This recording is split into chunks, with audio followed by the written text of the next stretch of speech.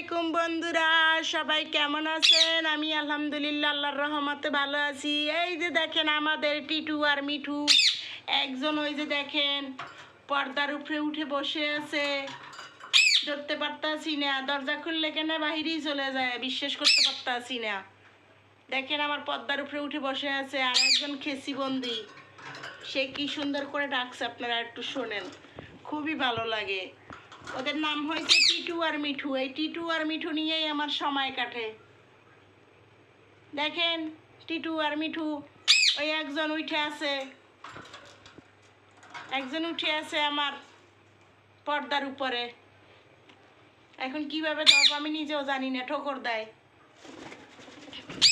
টিটু মিঠু, টিটু মিঠু, টিটু টিটু মিঠু, নাম তাদের টিটু, নাম তাদের টিটু, টিটু মিঠু, মিঠু মিঠু মিঠু, এই যে আমাদের মিঠু, মিঠু, দেখো দেখো, টিটু টিটু মিঠু, মিঠু, আমাদের টিটু, টিটু আর মিঠু, আমাদের টিটু, এই যে আমাদের টিটু মিঠু, দেখেন কি করে, টিটু মিঠু, মিঠু, টিটু, টিটু মিঠু।